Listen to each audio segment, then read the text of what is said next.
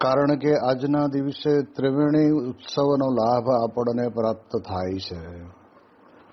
એક તો આપણા ઈષ્ટદેવ ભગવાન સ્વામિનારાયણ કે જેમનો સ્મૃતિ પર્વ આજના દિવસે ઉજવવામાં આવશે.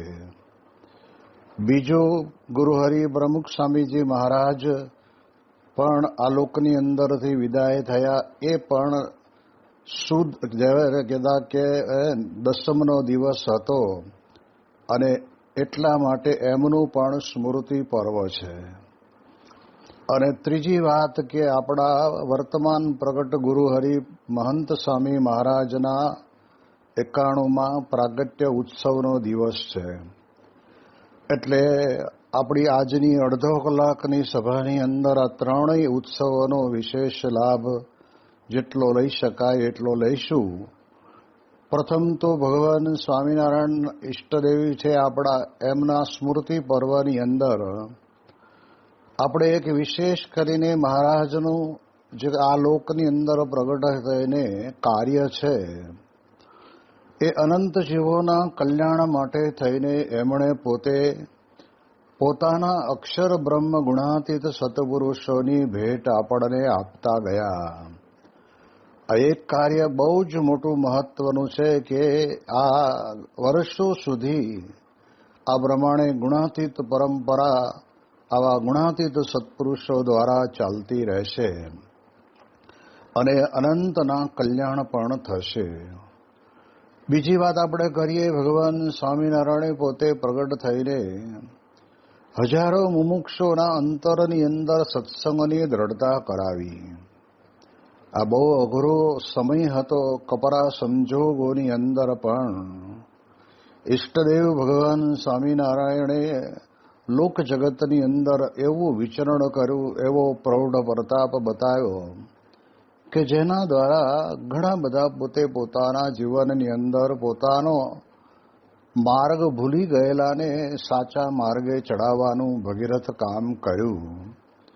જેમ કે જોબન પગી તખો પગી જેવા ખરેખર ખૂંખાર લૂંટારાઓને પણ હાથની અંદર માળા પકડાવી એ કંઈ જેવા તેવાનું કામ નથી.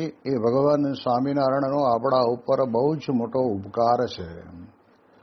એમને ભગવાનની ભક્તિ અને ભજન કરતા કરી દીધા અને છેલ્લા શ્વાસ સુધી ભગવાનના ભજનની અંદર અખંડ રમમાણ રહ્યા. એવા ભગવાન સ્વામિનારાયણે એવા ઘણા બધા કાર્યો કર્યા કે જે મુમુક્ષુઓ બહુ જ મોટી બહોળી સંખ્યાની અંદર ભગવાનને આશરે આવીને પોતાના જીવનની અંદર પોતાના અત્યંતિક કલ્યાણનો માર્ગ એમને સારી રીતે મળ્યો. એટલે ભગવાન સ્વામિનારાયણનું આ પણ એક બહુ જ મહત્વનું કાર્ય છે. ત્યાર પછી આપણે જાણીએ એ પ્રમાણે ભગવાન સ્વામિનારાયણે આપણને વચનામૃત જેવો ગ્રંથ આપ્યો, જે એમના અમૃત વાણીમાંથી સરી પડેલા શબ્દોને પરમહંસોએ પોતે પોતાની કલમ વડે કરીને લેશ માત્ર સુધારો વધારો કર્યા વગર એકદમ સચોટ અને સારી રીતે મુમુક્ષુને ઉપયોગમાં આવે એવું એક વચનામૃત ગ્રંથ આપણને આપ્યો, જેનું આપણે છેલ્લા કેટલાય દિવસોથી કહત હૈ સહજાનંદ શીર્ષક ઉપર આપણે વચનામૃતની અંદર એ મહારાજના અમૃત વચનોને યાદ કરીએ છીએ. એટલે આ વચનામૃત ગ્રંથ દ્વારા આપણી ઉપાસના આપણી શુદ્ધ થાય છે. વચનામૃત ગ્રંથ દ્વારા આપણને મૂંઝવતો જે લોક જગતની અંદર પ્રશ્ન છે કે અમારું કલ્યાણ કોણ કરશે, પછી બાય હોય ભાઈ હોય કે પેઢીઓ નીકળી ગઈ હોય તો પણ એની અંદર અમારું કલ્યાણ કોણ કરશે, એવો એક વિચાર મનની અંદર રહેતો હોય, એના સમાધાનની અંદર ભગવાન સ્વામિનારાયણે પોતે પોતાના પરમ એકાંતિક સત્પુરુષ દ્વારા કલ્યાણનો માર્ગ ખુલ્લો મૂક્યો. ભાગવતના આધાર ઉપર કપિલદેવ ભગવાનની વાત મૂકીને દેવહૂતિ માતાને આપેલા સરસ મજાના ઉત્તરની સચોટ જણાવટ કરીને આપણને પણ કહ્યું, એવી રીતે પૃથ્વી ઉપર અમારા પરમ એકાંતિક સંતની સાથે જો તમે દ્રઢ પ્રીતિ કરી દેશો તો તમારે તમારા જીવનની અંદર મોક્ષનો દ્વાર ઉઘાડું થયું ગણાશે. પાછો વળી મૂંઝવતો પ્રશ્ન આપણને એમ રહે કે એવા સંત ક્યાં ગોતવા, એ સભા સંત કોને કહેવા?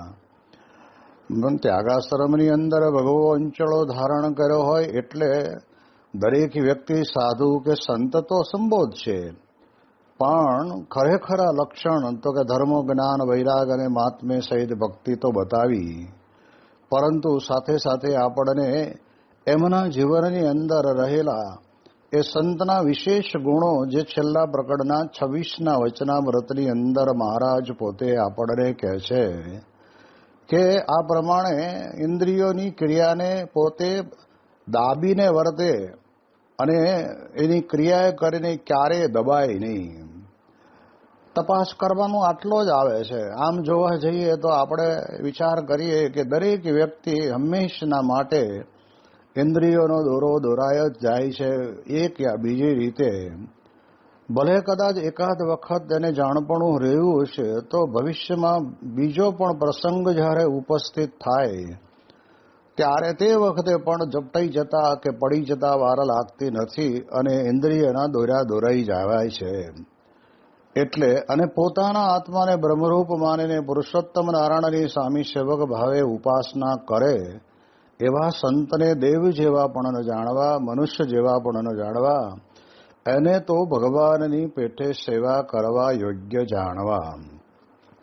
હવે આપણે વિચાર કરીએ તો આપણને ખબર પડે કે મહારાજનું આ મોટું પ્રદાન, જેમ કૃષ્ણ ભગવાને શ્રીમદ ભગવદ્ ગીતાની અંદર કહ્યું કે હે અર્જુન, યદા યદા હિ ધર્મસ્ય ગ્લાનિર્ભવતિ ભારત અભ્યુત્થાનમ અધર્મશ તદાત્માનમ સૃજામ્યહમ, જે 2 શ્લોક કયા 4થા અધ્યાયની અંદર, એવી રીતે ભગવાન સ્વામિનારાયણ પણ પોતે કહે છે કે સાંભળો અમે ભગવાનની વાર્તા કરીએ. વરતાલના 19ના વચનામૃતની અંદર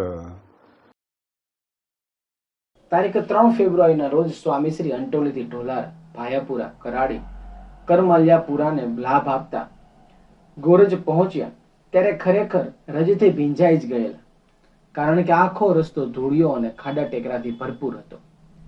આવી પ્રતિકૂળતાઓ તેઓની આંખ માટે જોખમી હોવાની સૂચનાઓ ડોક્ટર દ્વારા અનેક વાર અપાઈ હતી, છતાં સૌને પ્રેમભરી આંખોથી નિરખતા સ્વામી શ્રી ગામડામાં ઘૂમ્યા વિના રહી જ ન શકતા. આ રીત મુજબ તેઓ ગોરજના નિકટવર્તી મુનિ સેવાશ્રમમાં જઈ પહોંચ્યા ત્યાં રાત્રે પ્રવેશ દ્વારે જ વિદ્યાર્થીઓએ બેન્ડ વાજા ગગડાવીને તેઓનું સ્વાગત અભિવાદન કર્યું. સાણંદના એક શિક્ષિકા શ્રી અનસુયાબેને ગુરુ વચને લોક સેવાનો ભેખ લઈ અહીં બાલ મંદિર, પરિવાર મંદિર અને વગેરે પ્રવૃત્તિઓ શરૂ કરેલી. આ મહિલાના આ પરિશ્રમને ગત વર્ષે ઘણી મોટી રકમની સખાવત દ્વારા સ્વામીશ્રીએ પલ્લવિત કરેલો.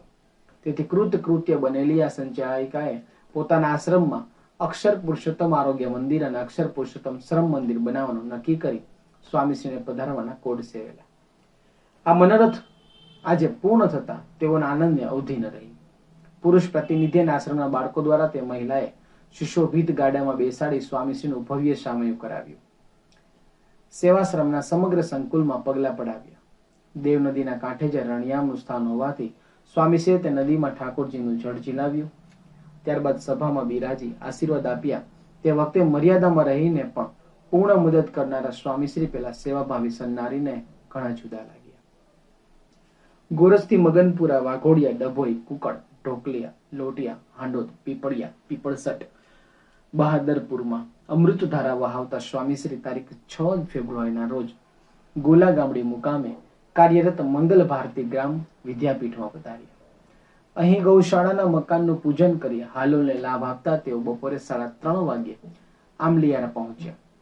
આ ગ્રામમાં સ્વામીશ્રીનું પ્રથમ વાર જ પર્દાપણ થતું હોવાથી ગામની ભાગોળે બાંધેલા મંડપ તળે સૌએ સમૂહ પૂજનનો લાભો લીધો. અમલિયારામાં અમિત ધારાવે આવી સ્વામીશ્રી એ જ કાર્ય માટે સેજા કુવાવે પહોંચ્યા. ત્યારે અહીં 6,000 જેટલા હરિભક્તો ધજા પતાકા સુશોભિત શેરીઓ અને ભવ્ય શોભાયાત્રા સ્વામીશ્રીની પ્રતીક્ષા કરી રહેલા.